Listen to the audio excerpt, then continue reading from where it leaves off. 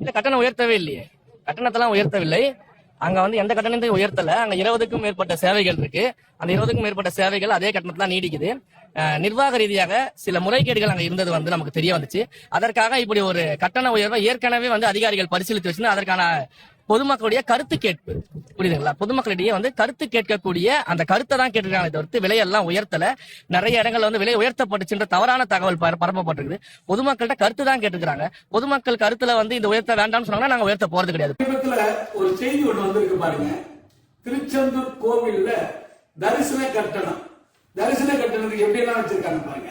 கருத்து கேட்கிற கபாலி பயன்கள கொடுமை கோவிலுக்கு போனா அங்க 2 குடவை அவுத்து போட்டு டிங்குன்னு ஆடுன்னு சொல்லுவாங்க. அந்த மாதிரி கதையா சங்கர ரத உலா திட்டமா? சங்கர ரத உலா திட்டம் என்ன? தேர், தங்க தேர் இழுக்குது. 2500 ரூபாய் அல்லது 5000 ரூபாய். என்ன பண்ண போறீங்க? விளக்கம் சொல்லுங்க. மக்கள் அங்க வந்தா இந்த மாதிரியா பண்ணுவேன்? நிரந்தர வைப்பு நிதி 50,000 இருந்தது, இப்போ 1 லட்சமா மாத்திடுறாங்க. சண்முக அர்ச்சனைக்கு 5000 ரூபாய் இருந்தது, 30,000 ரூபாய். என்ன காரணம்? என்ன சொல்லுங்க. 5000 ரூபாய் இருந்த சண்முக அர்ச்சனைக்கு 30,000 ரூபாய் கேட்கிறேன். என்ன நியாயம் இருக்கு? தர்மம் இருக்கு? ஆன்மீக பக்தர்கள் பார்த்தா உனக்கு என்ன தெரியுது? மூலவர் அபிஷேகத்துக்கு 1500 ரூபாவா, 10,000 ரூபாய். எல்லாம் பகல் கொள்ளையா இருக்குது. அங்கங்க வீட்டை பூட்டிட்டு போனா பின்பக்கம் வந்து கதவை பூட்டி பீரோவை திருடிட்டு போவாங்க புள்ளிங்க. அந்த மாதிரி புள்ளிங்க திருடி மாதிரி நீ வந்துட்டு 1500 ரூபாய் உள்ள மூலவர் அபிஷேகத்தை 10,000 ரூபாய் சொல்றீங்களா? இந்த கொடுமை எங்கடா போய் அடிச்சுக்கணும்? இந்த சாபனமா உனக்கு எங்கடா போகும்?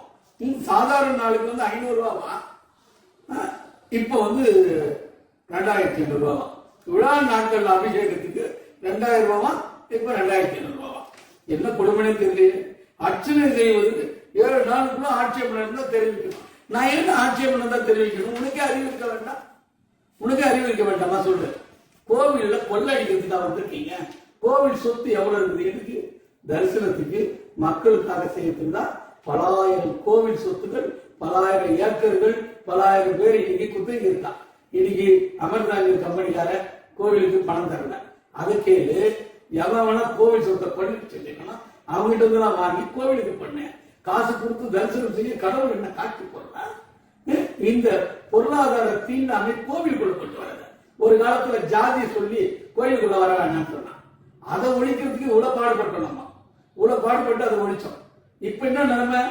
பொருளாதார தீண்டாமை. பணக்காரனா இருந்தா நீ முன்னாடி போய் சாமி பார்க்கலாம், பணம் இல்லைன்னா நீ தெருக்கோடியில போய் சாமி பார்க்க சொல்லியா? திருச்செந்தூர் முருகன் பக்தர்களே, அனைத்து பக்தர்களும் 7ஆம் தேதிக்குள்ள சென்னையில் இருக்கக்கூடிய அறநிலைத்துறை கமிஷனர் ஆபீஸுக்கு ஒரு கடிதம் போட்டு எதிர்ப்பு தெரிவிங்க. இது கூடாது. இந்த பொருளாதார தீண்டாமை கூடாது. இது மீறி நடந்தால் தமிழகம் முழுவதும் இந்து முன்னணி சார்பாக கட்டண தரிசனத்தை ரத்து செய்ய சொல்லி ஆர்ப்பாட்டம் பண்ணாது மாநிலம் முழுக்க நடைபெறும் என்று இந்த நேரத்தில் சொல்லுகிறேன். அனைத்து பக்தர்களும் இதற்கு எதிர்ப்பு தெரிவிக்க வேண்டும். நண்பர்களே.